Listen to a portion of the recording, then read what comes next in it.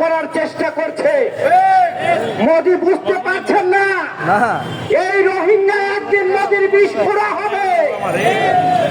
সারা বিশ্ব যখন এই রোহিঙ্গা হাসিনাকে আশ্রয় প্রশ্রয় দিল না, কিন্তু মোদির প্রেমিক মোদি তাকে আশ্রয় প্রশ্রয় দিয়ে বাংলাদেশ সহযোগিতা করার চেষ্টা করছে।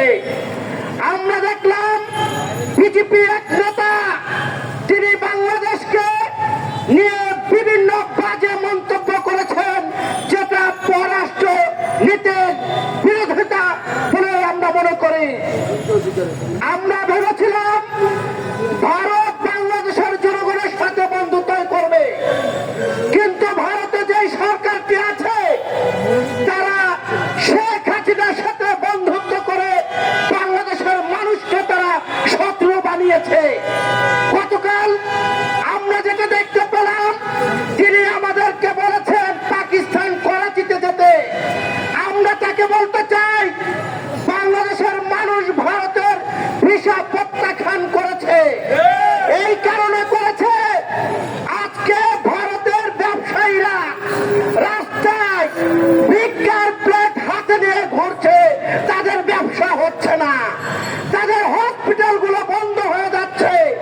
বাংলাদেশিরা যদি না যায় তাদের ব্যবসা ভালো হয় না, যার কারণে ভিক্ষার প্লেট নিয়ে রাস্তায় রাস্তায় তারা বলছে আমাদের ব্যবসা ভালো হচ্ছে না।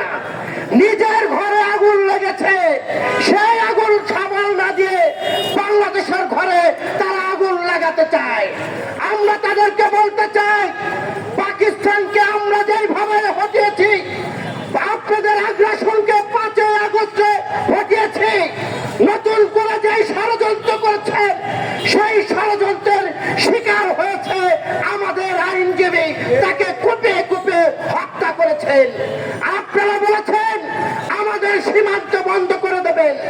আমরাও চাই বাংলাদেশে হিন্দু, বৌদ্ধ, খ্রিস্টান সকল শ্রেণী পেশার মানুষকে নিয়ে আমরা আমাদের সীমান্ত পাহারা দেবো।